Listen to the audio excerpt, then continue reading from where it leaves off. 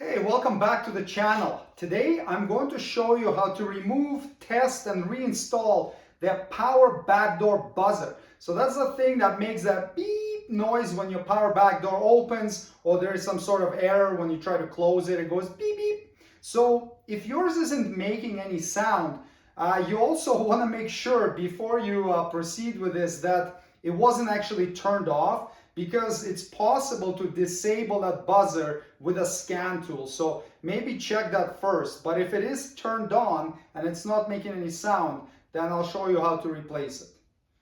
We will start by removing these two access covers right here.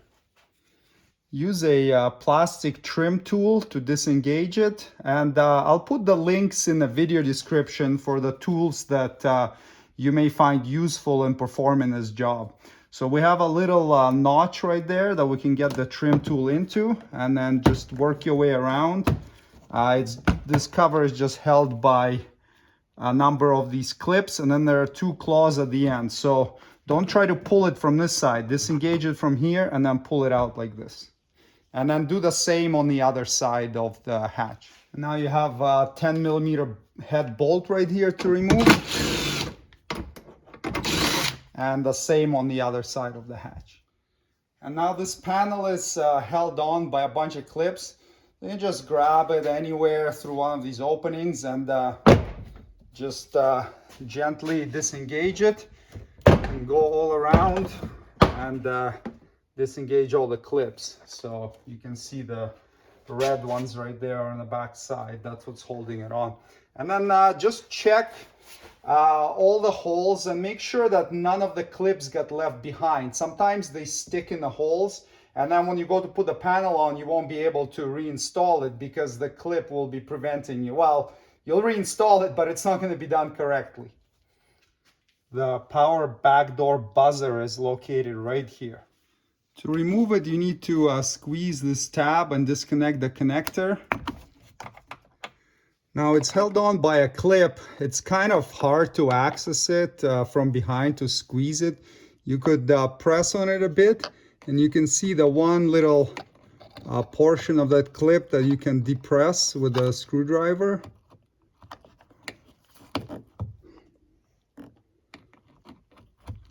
Like that. And then you can get it halfway out, and then you can use a clip remover to get it out the rest of the way, because you don't want to damage that clip, because if you do, if the buzzer tests okay and you go to reinstall it, you don't want it to be falling out and rattling. If you can get behind it and squeeze it with pliers, then do that, but it's a pretty tight spot.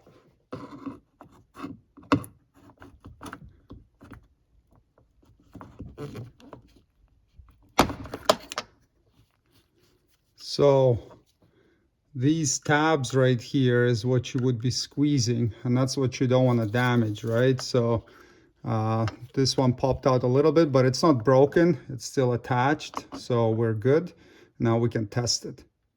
You can test it using just a little 9-volt battery and a couple wire test leads.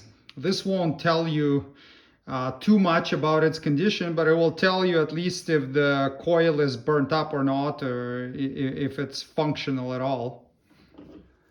Looking at the buzzer from this side, this is the negative pin and this is the positive pin.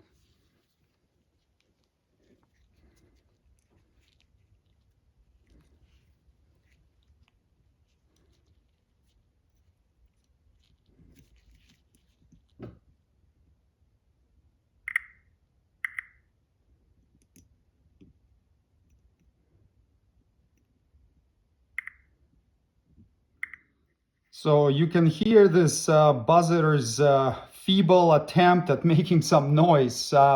It's not gonna beep because the ECU has to send an actual sound signal, like a modulated wave into it, so that it makes that beeping noise. But we can hear it making like a pop pop sound, so it's trying to do some noise, so that's good.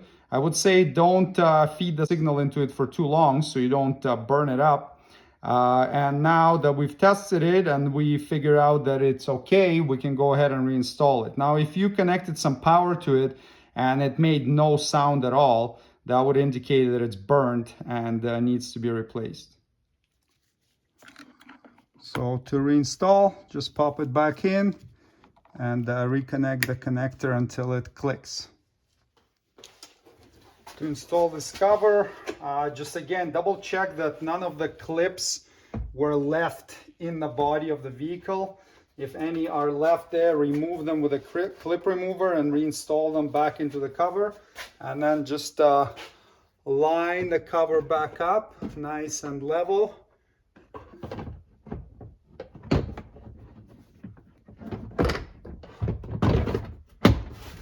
And then go around and engage all the clips. Make sure they all clip in by going around and just pressing in all the areas with your hand, otherwise you can have rattles and whatnot. And then once you're satisfied, we can reinstall the bolt.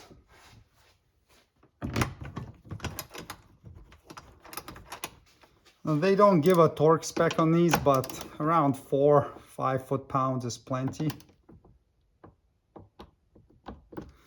It's good. Reinstall the cover. You've got the 2 hooks and then 4 clips. And then do the same on the other side, the bolt and the cover.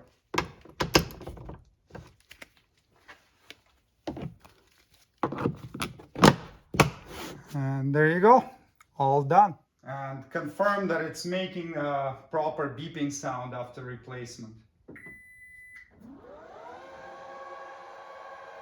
That's good.